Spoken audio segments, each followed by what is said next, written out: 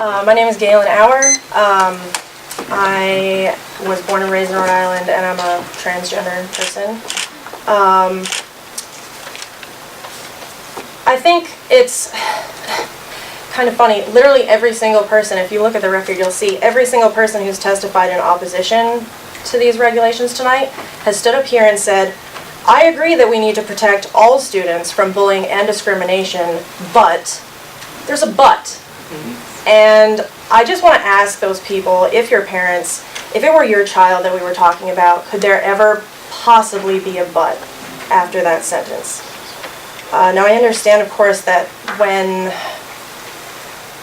there's not necessarily, when there's things that there are questions about, it's understandable to have concerns as a parent, but these regulations are not actually about parental rights. The law already exists in the state of Rhode Island. Our non-discriminatory law says you cannot discriminate against any person, including students, on the basis of their sex, gender, gender identity, or gender expression. That's already in the law.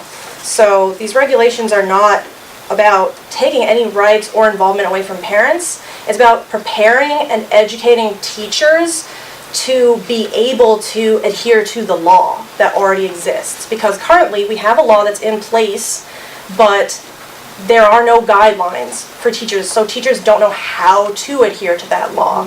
So this is really an issue that's already, it's a non-issue in my mind almost, because the law is what it is. And as far as the potential harm that's been voiced as a concern by a few people, we've had multiple medical professionals and other people who work with kids in here tonight who have said that the harm of having their identities invalidated is the actual harm that can be done to a transgender student and not anything else with regard to this. So I support these regulations, and thank you very much. Thank you.